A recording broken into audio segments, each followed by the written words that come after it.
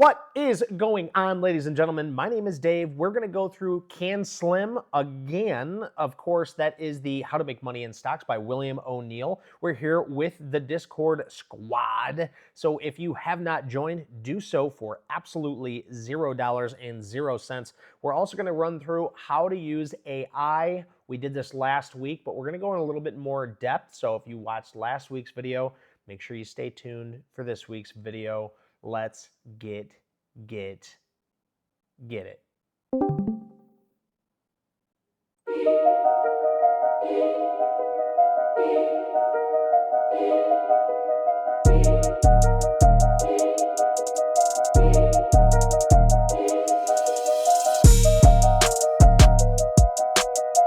All right, as you guys know, when we do these Discord meetings, you're more than welcome to unmute yourself, chat with me.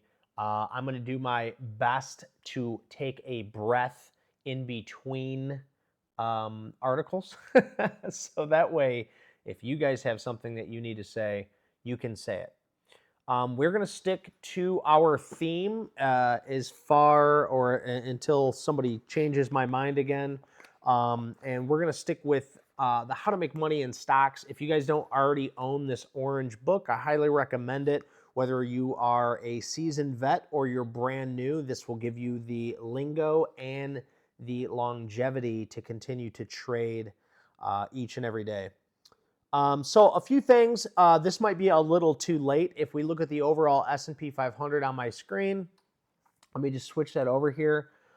Since today is 2/26/2025, we're trading at 594.54 right now in the S&P 500 as we had a nice weekly pullback. You can see we pull all the way back after creating fresh new all-time highs, and then we continue to slide off of that. One thing I found in page number 208 in How to Make Money in Stocks is protecting yourself from market downturns. So I'm going to read this little paragraph here, and if you guys have any questions, more than welcome to ask them. Napoleon once wrote that never hesitating in battle gave him an advantage over his opponents, and for many years he was undefeated. In the battlefield, that is the stock market, there are the quick and there are the dead. After you see the first several definite indicators of a market top, don't wait around. Sell quickly before real weakness develops. When market indexes peak and begin major downside reversals, you should act immediately by putting 25% or more of your portfolio in cash. Selling your stocks as selling your stocks at market prices. One thing I do want to point out, guys, is that's why I always like to use that 21-day moving average, is because that is going to help show us that some of that momentum, if not all of that momentum, has ceased. Okay, that's why I love to use the 10 and 21-day moving average on any stock, because if it is above the 10 and 21-day moving average, it shows momentum and it shows that you're safe, right? That's why, that's why I congratulated anybody who, when we were in this market, when we get this big downturn and we broke the 21-day moving average, anybody who didn't buy anything else, congratulations. And anyone who just managed their portfolio, congratulations. Because that's what we preach here. We preach if we're below a 21-day moving average, we're not putting on any new trades, right? We're waiting for new higher lows and for something to form. Have I? Yes. Generally, there has to be very good reason. Usually, there's a bounce off of something or new higher lows getting put in. Or sometimes you'll just see that you're following a trend, kind of like this here. This is a regression channel or a trend line on the daily time frame. If you zoom out, you can see it's just keeping within this area, okay? So when he says you have to act fast, there's a reason, because the market goes down a lot faster than it goes up, okay? So sell quickly before the real weakness develops. When market indexes peak and major downside reversals, you should act immediately by putting 25% more of your portfolio in cash, selling your stocks at market prices. The use of limit orders, buying or selling at specific price rather than buying or selling at market prices using market orders, is not recommended. Focus on your ability to get into or out of stock when you need to. Quibbling over an eighth or a quarter of a point or their decimal equivalents could make you miss an opportunity to buy or sell a stock. Lightning fast action is even more critical if your stock account is on margin. If your portfolio is fully margin, with half of the money in your stocks borrowed from your broker at 20%, decline in the price of your stocks will cause you to lose 40% of your money. A 50% decline in your stocks could wipe you out. Never try to ride a bear market on margin. In the final analysis, there are really only two things you can do when a new bear market begins: sell and retreat or go short. When you retreat, you should stay out until the bear market is over. This usually means 5 or 6 months or more. In the the problem-ridden 1969 through 1970 and 1973 through 1974 periods, however, it meant up to 2 years. The bear market that began in March 2000 during the last year of the Clinton administration lasted longer and was far more severe than normal. 9 out of 10 investors lost a lot of money, particularly in high-tech stocks. It was the end of a period of many access during the late 1990s, a decade when America got careless and let down its guard. It was the anything goes period with the stocks running wild. Selling short can be profitable, but be forewarned. It's very difficult and highly specialized skill that should be only attempted during bear markets. Few people make money at it. Short selling is discussed more in detail in chapter 12. So just one thing that I want to point out when we read this in page 208 and how to make money in stocks is right away, he's talking about protecting yourself. And we always talk about that here. It's definitely nothing new. We talk about risk management. We talk about easing yourself into the market and exiting out quickly. I'm sure somebody's got something to say on that, right? Somebody's got something to say on that.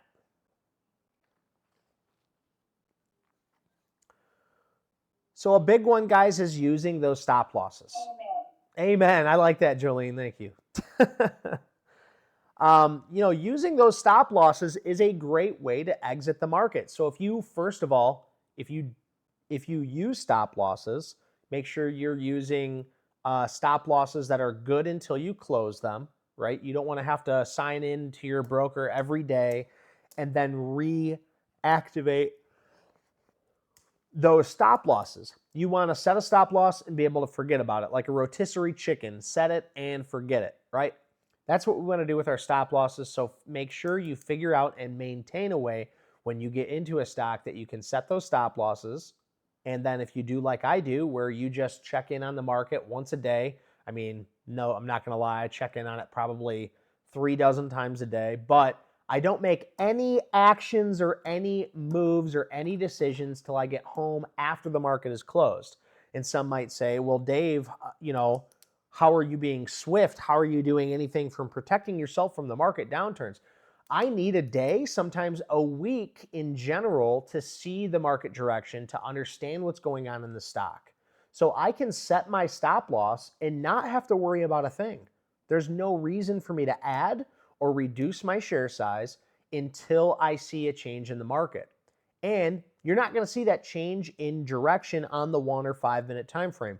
Hell, you're not going to see it in the hourly or the 4 hour. You're usually going to see that in the daily and the weekly. And some of the most important closes are on Friday on the weekly time frame. It shows whether something is strong or whether it's weak. Now, I will have to say, just to retrace some of those comments, if we look at our weekly close, you can see we closed very, very high right into an all-time high here, and it held for the most part. 3 weeks later, we closed at that high again, and look, we've pulled back again. We're still stuck in a range. It's still a tightening range on the weekly time frame, and this is still a good look. It still looks like the market is in a positive uptrend until we break this area of 589. We talked about this in Sunday's recap as well.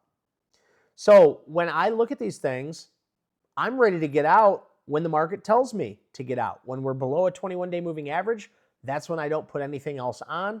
That is when I'm overview. I'm keeping a very close eye on my stocks. I'm making sure my stops are 100% set. And if they hit those stops, I exit the trade. So now we get a big downturn like we did this past week. I was getting stopped out of trades the first day. I was getting stopped out of trades today and yesterday. So through all of this, I was still managing my trades. I was in a trade, APP actually. We'll just take a look at this.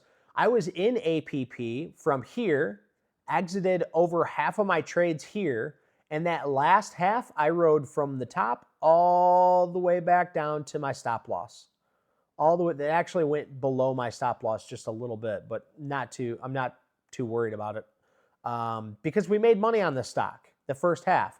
That second half, I'm going to be honest with you guys, I wanted to hold on to this until it continued to climb. And I knew we were getting a big pullback, and I allowed it to play to break even. Now, would I have made more money if I would have closed after it closed below a 10 or a 21-day moving average? Absolutely. Absolutely. What makes this trade different from the rest is this was the plan before earnings. I was up over 10%, and I said I'm holding on to that last half till break even or until this thing continues to rise. I want to make it a position size. So I had that in turn before the earnings was posted. So let's talk about using stop loss orders directly from the page 209, how to make money in stocks. Does anybody have any questions before I carry on though? I know I can be long-winded. That's for damn sure. Did that stock end up going up in that direction that you said you wanted it to go after that period? So APP, I took the basing breakout right here at 347, and I exited this half probably 3 or 4 days before earnings. I think I was up 4 or 5R. I can't remember exactly, but we were up over 10 or 20%. I believe this was 10 or 12% at this point. So I was able to hold on to this, and yes, it did go up. It did continue up. So I made money on this stock, sold half, made a lot more money on this stock, and held on to it until it broke me for even. So I made money on the stock, could have made more, but I'm just trying to get the meat of the move, and that's what we did. So. I mean, after the pullback that you said, because you had mentioned that after you wanted to keep riding it after the pullback, and Oh yeah. skyrocketed. Did it end up skyrocketing after that? No, it's actually down below all of its moving averages, and it's below all of its trading volume. So I'm happy I exited. I'm happy I stopped out, and it's going to be interesting to see what actually happens with this stock. Because right now it's under. Yeah, it is a good example. Yeah, thank you. Yeah, that's a good reason why we use our stop losses. You have to. If you use stop loss orders or mentally recorded a selling price and act upon it, a market that is starting to top out will mechanically force you, robot-like, out of many of your stocks. A stop loss order instructs the specialist in the stock on the exchange floor that once the stock has dropped to your specific price, the order becomes a market order and the stock will be sold on that next transaction. It's usually better not to enter stop loss orders. In doing so, you and other similar-minded investors are showing your hand to market makers, and at times they might drop the stock to shake out a stop loss order. Instead, watch your stock closely and know ahead of time the exact price is what you will immediately sell to cut a loss. However, some people travel a lot and aren't able to watch their stocks closely, and others have a hard time making sell decisions and getting out when they are losing. In such cases, stop loss orders help compensate for distance and indecisiveness. If you use a stop loss order, remember to cancel if you change your mind and sell a stock before the order is executed. Otherwise, you could later accidentally sell a stock that you no longer own. Such errors can be costly, which if you guys aren't aware of that, I'll just let you know. If you set a stop loss or you set a sell order limit, and then you sell the stock and that order's still there, when it hits that price, you're going to end up selling the stock. Now, I don't think everyone here is, above PDT margin rules and stuff like that. So a lot of you guys aren't shorting, but do keep that in mind. Now, what sounds different? What sounds different in this book than what I teach? Don't use a stop loss. Yeah, I teach to use a hard stop. This book teaches to use a mentally recorded selling price, which is a stop loss, but it's not a hard stop. So I always say to use a hard stop, because if you don't have a hard stop and you say it gets down to your stop, you can say, oh, well, I'll just use the 21-day moving average now. Oh, well, it broke the 21. I'll use the 50 now. When it breaks the 50, I'll exit. Oh, well, it broke all of its levels. Well, I'm already down money now. I might as well just hold on to it for a bounce. There's so many reasons that you can give yourself to stay in a stock, but there's only one reason that you need to exit.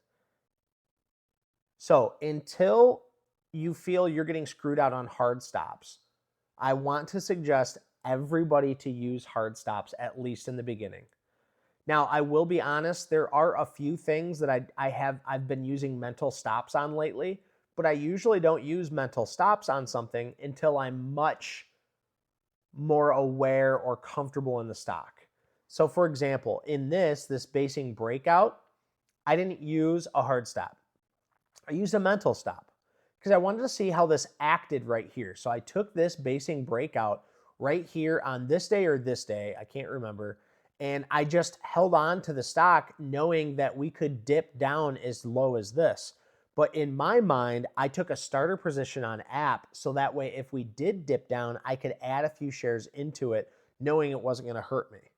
So taking smaller share size definitely helps me take a mental stop loss rather than fixating on a hard stop loss in this situation. So that way I can get in small, watch, notice, see how the stock moves, and then after it breaks out above this, I can set my hard stop and let it work. So there's a few in there. When you say soft, do you mean set an alert? Yeah, so when I say a hard stop, I mean you're setting your stop loss. When I say a mental stop loss, yes, you could either set an alert, or if you do like I do, when you come home between 4 and 9 p.m., you go over your stocks and then you go, oh, well, this closed below a 10-day moving average. Tomorrow morning, I need to look at closing it, or I need to reduce share size, or I need to do what, you can figure out what you want to do the next day with your stock that night. And then you can set your orders and everything. Just forget about it. So yeah, like a soft stop, you can set an alert. I call them mental stops. And I know where my stop loss orders are because I've been doing the same strategy day in, day out. So when I see it, I know it, and then I take care of it. All right. I love the hard stops because last week, I think it was last week, I think Jeff and I were both in a couple of different trades, and we got stopped out within a minute. I was out of 3 trades. Yeah. What day was this? It was last week.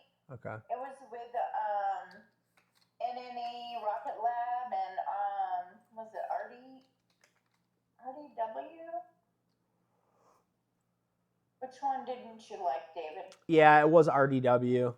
So NNE, I totally understand last week why not just you, but many other people wanted to take this trade. I think Swolzenberg was trying to play this. Yeah, and I got to give kudos to you guys because you're playing a retest. You get a huge push of volume here. You get a pullback, and now it's retesting this area. And so I liked it. I liked the retest. Now I couldn't play it. It's not my cup of tea. They're not making any money. They're not making any sales. So it's not my cup of tea. But as a speculative stock, yes, when you're looking at something like this, a big push up and then a retest, absolutely. That's a banger right there. So, as long as you found good, tight risk reward, which I could see if you were playing this area and using this 31.43 as risk. That, I mean, it makes sense. It really does. It makes sense.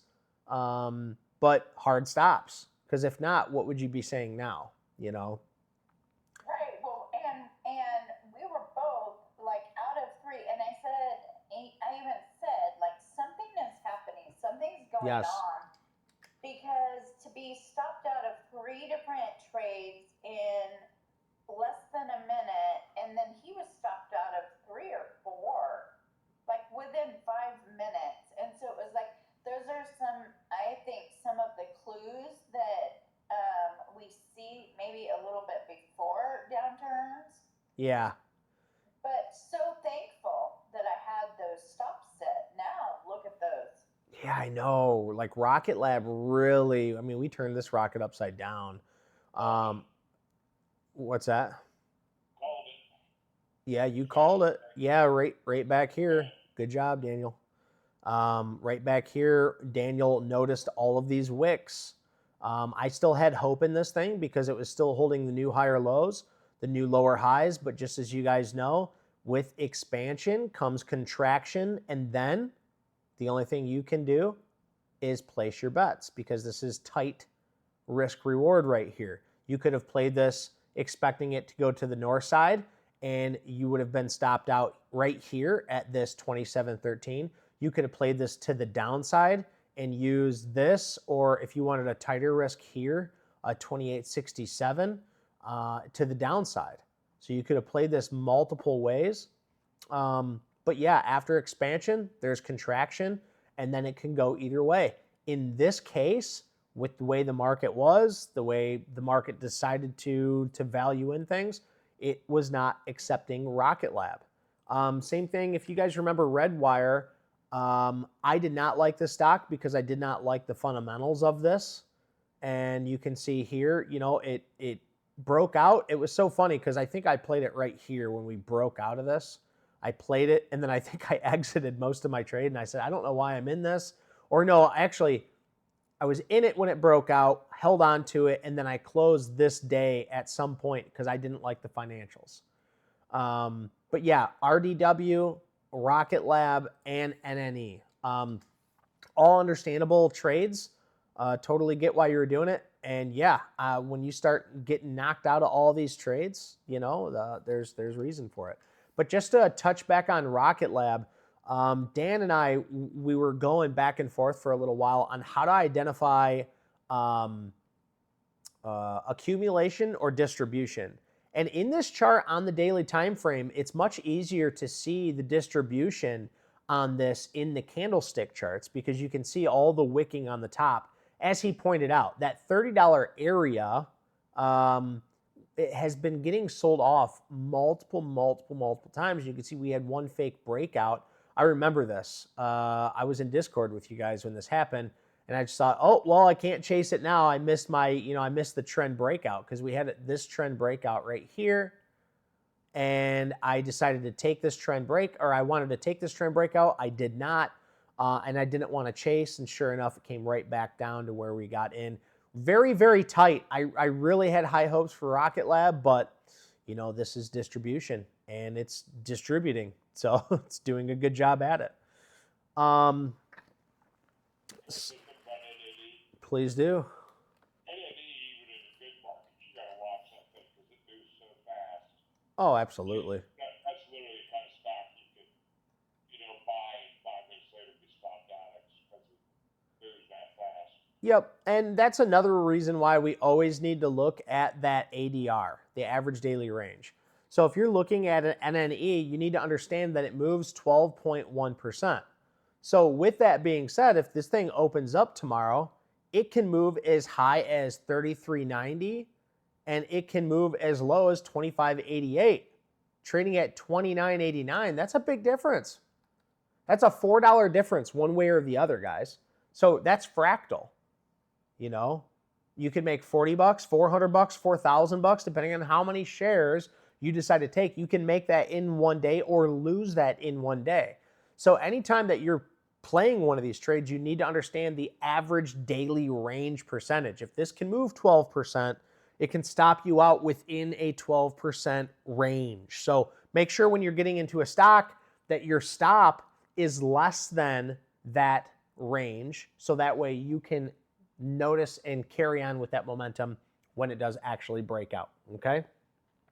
Because I'm a breakout trader. I want to get into something when I think it's going to break out, and then I want to set my stop loss within that average daily range so I know I'm taking the momentum the right way. All right.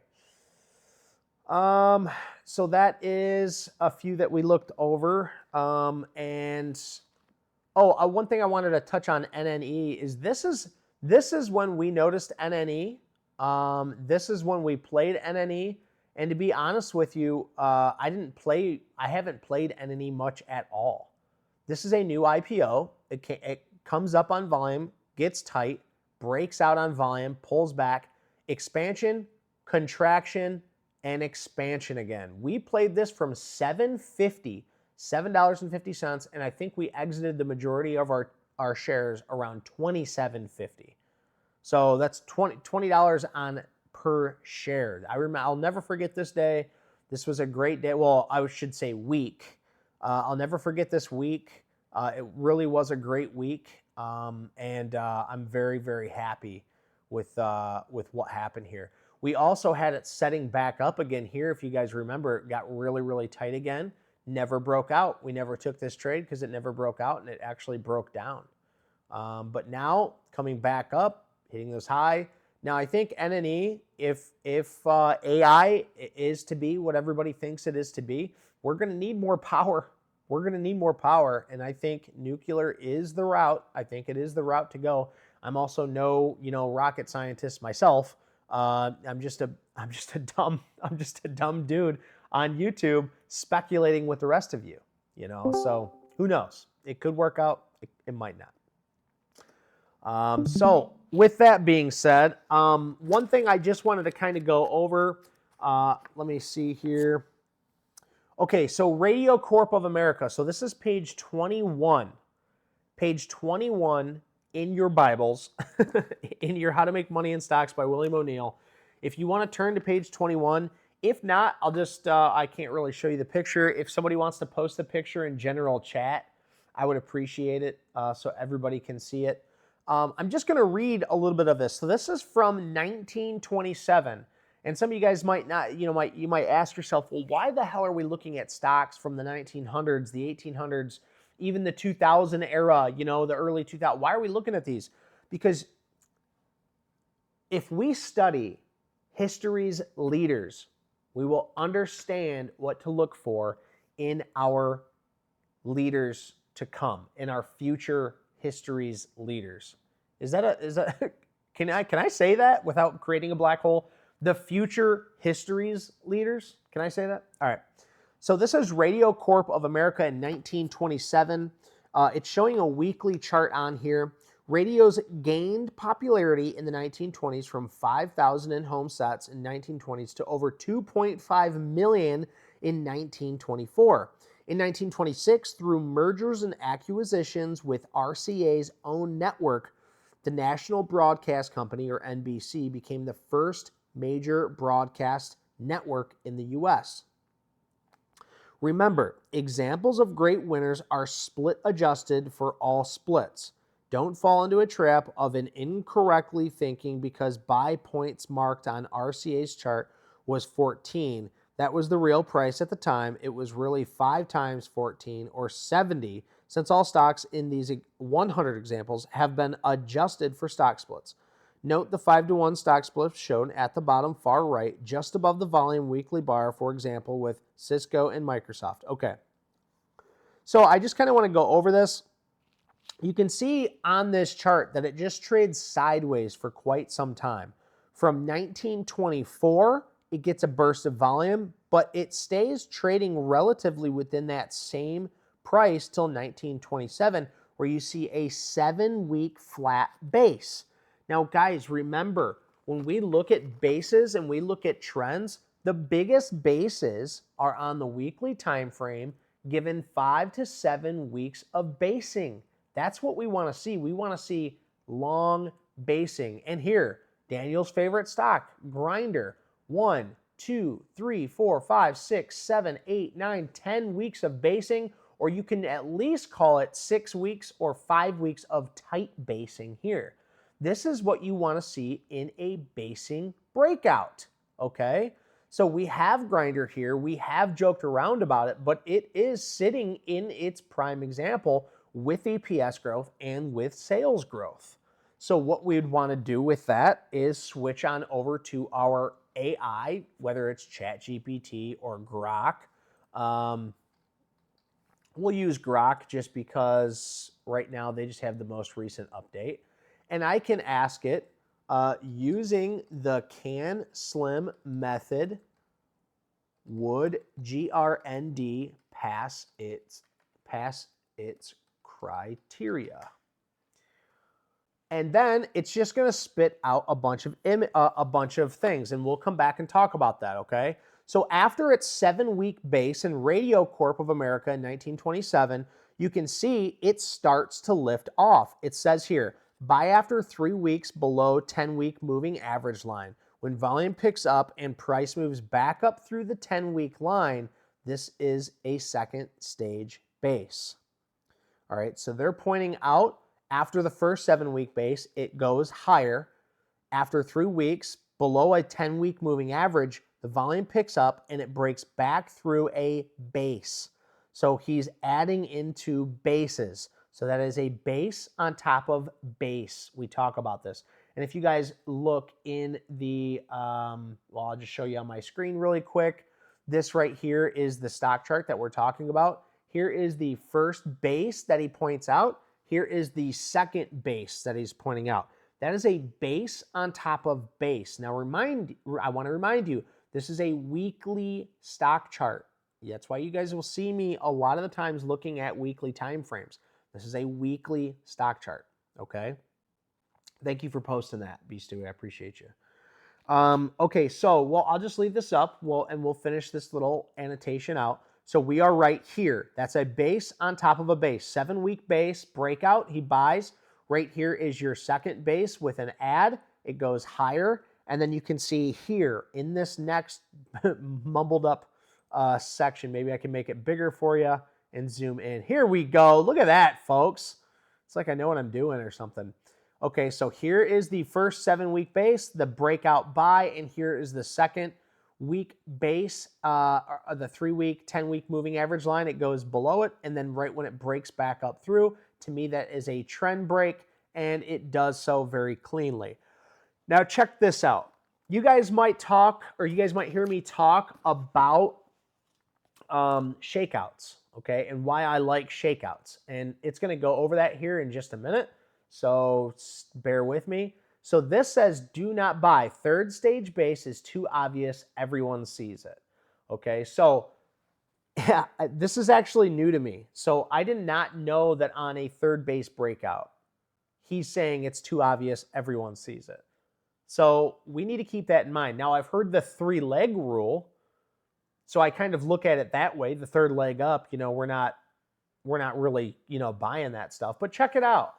Shake out of buyers who were wrong in buying from the third stage base break to new high. So he's saying it's too obvious. It breaks out, it gets people trapped, then they shake everybody out, right?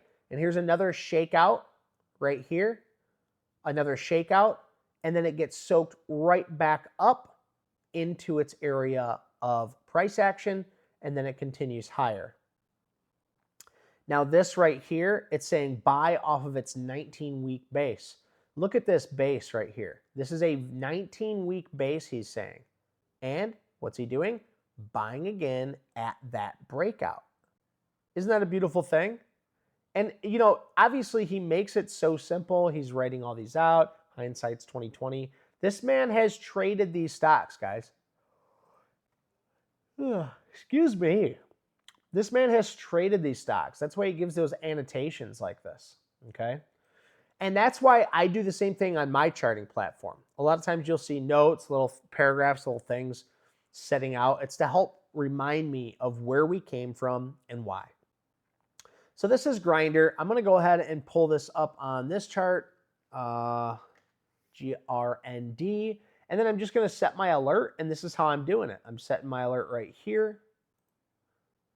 And if we break out above this, I want to be notified. That doesn't mean I'm going to buy right away. It means I'm going to look at it right away, and I'm going to say, hey, is this worth a buy? Knowing that the earnings are on the 5th of next month, it's not something I plan on buying. But if, let's imagine that earnings weren't there, or we have 5 days, we want to play them, what we're going to do is we're going to go to Grok with this. Now, where did Grok go? Did I delete Grok?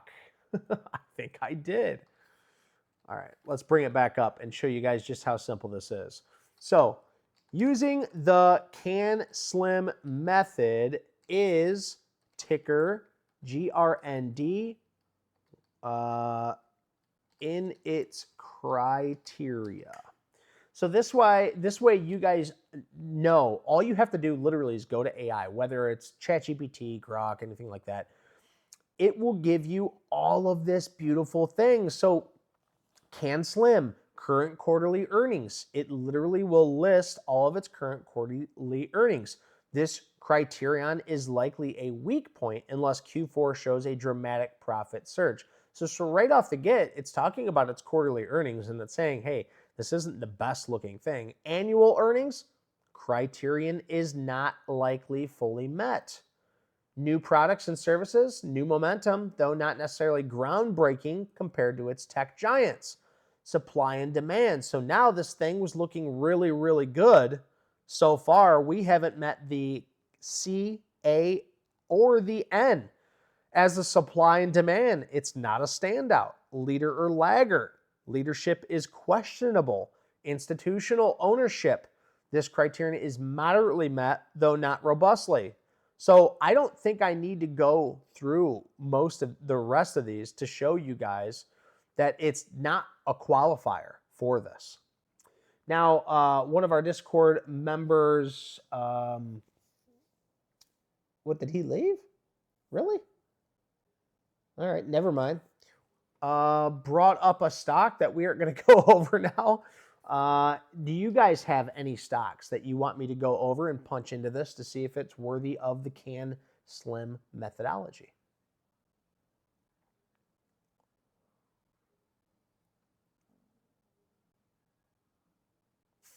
All right. I'm going to go through just a couple more. I'm going to go through a couple more, and if you guys have any questions, just let me know. This is HWM. This is what I consider our leader in the aerospace and defense. And as you guys can see on the weekly time frame, it's just trending higher, constantly trending higher. Beautiful stock. It seems like you were asking about, okay, so C, assuming no major slowdown hit in late 2024. So this holds strong. The C holds strong. Just shy of the A, so still working. The N counts as developed tailwinds as a moderate yes. So meet Boeing and Airbus backlogs, no radical new products, but steady demand from a rebounding airline industry. Supply and demand, screaming breakout. So it says 110, 120 breaking out with above average volume. This fits. It's not a screaming breakout, but demand from aerospace recovery supports it. Leader or laggard, though not niche high flyers like NVIDIA, relative strength is solid, so it is a leader in its lane. CANSLIM, and I'm glad I got that right, because I'm telling you guys, I would have fired myself if I would have been telling you this whole time it's a leader, and we don't even have that part right. So yes, it is a leader. Institutional ownership, yeah, small potatoes, but it does clear yes. Success hinges on a bull market. The S&P 500 rallied over 20% in 2024. If that holds into February, bearing a sudden crash, the trend favors HWM. So in conclusion, strengths, robust quarterly earnings, C, recent annual growth, A, institutional backing, and leadership in aerospace, and likely supported by the market. Middle ground, supply and demand. Decent but not explosive, new developments.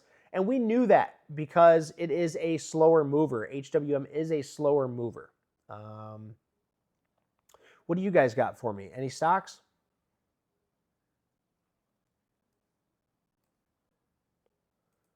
So there's a few other stocks that I was looking at. One thing I wanted to show, it's kind of off topic. I wanted to show B. Stewie. Your anchored VWAP to the earnings line on Reddit, it's bouncing off of, and it's undercut all of this area. And if it starts to rally, that might be an interesting one for you. FTNT, WAY, CNVS is still within its weekly range. Hey, Dave. Yes? Yeah, I was going to ask you about Way. Do you think that's... Yeah, let's go over WAY. So this is the weekly time frame. You can see it's got a beautiful uptrend. Like it's very clear that we are on an uptrend with WAY. I am just curious though what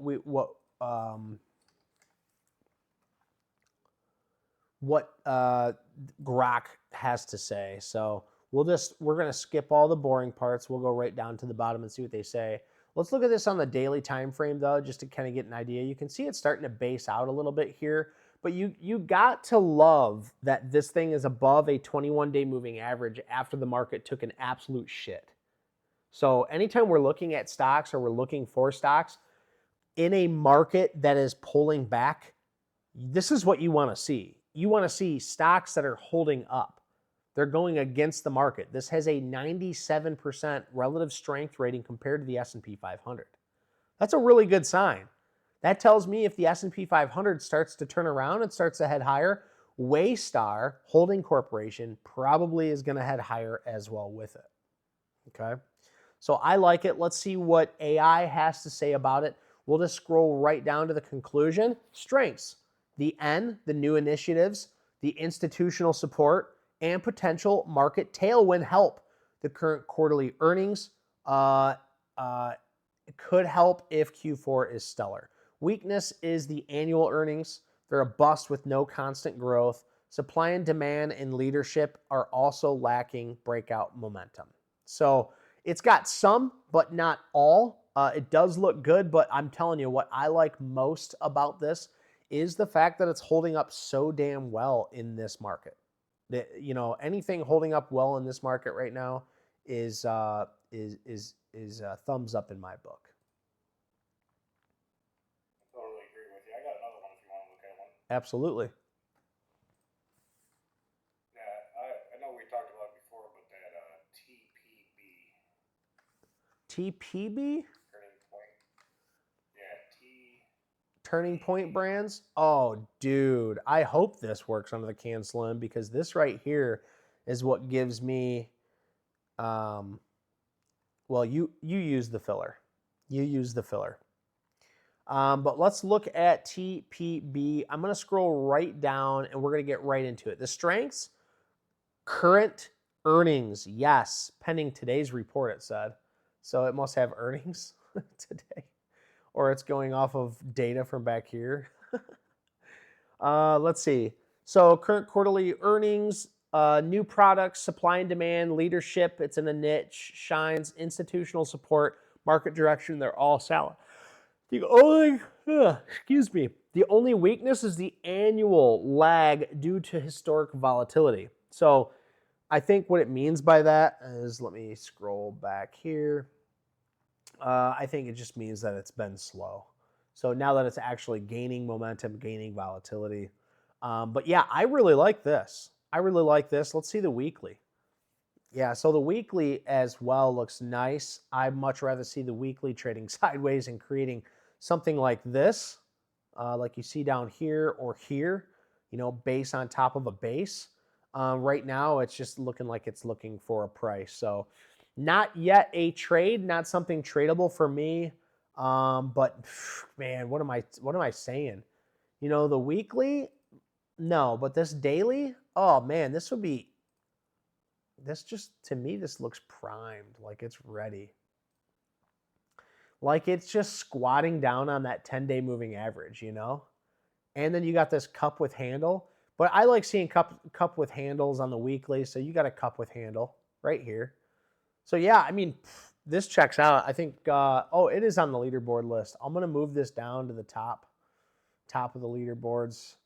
I'm just going to get rid of Grinder, unfortunately. So yeah, I like TPB. Very nice. Okay, so we're gonna let's conclude this, guys. We went over a few things in how to make money in stocks. We went over in market downturns, why it's important to get out, why it's important, why I use the 21-day moving average. If we go below the 21-day moving average, that's when I usually tend to completely stay out of the market unless I'm already in it. So I'm not buying any new stocks. I'm only managing stocks.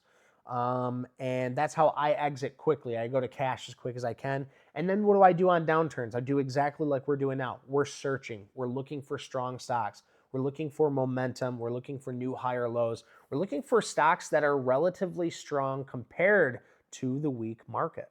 And that's exactly what we did a little bit today, as well as covered stop losses, alerts, and how to use AI to help find some of the best CANSLIM candidates. Do you guys have any questions for me today? I feel like I bounced a little bit everywhere today. You know, that might be a little bit to being ill prepared. I will do my absolute best next Wednesday to have a more specific topic to cover. Of course, I always want to go over one of the charts that he has on here. I'm always learning from these charts. So we'll go over a chart every Wednesday. But if you have anything in specific that we want to learn from this, let me know, because there is so much stuff in here, man, that we could cover. It's just going to take time. So I hope everybody learned something. I hope everybody had a good time, and I hope everybody has an awesome night. Peace. Yeah, thanks, Dave. Thank you, guys. Good night, Dave. Thanks. Hey, see you, Jimmy. Good seeing you. Bye, you too. Take care, Erica. Thank you. Thank you, Jolene. Swolzenberg, Zamora, Yosef, Carl. Wow, we had a full crew today. Good seeing everybody.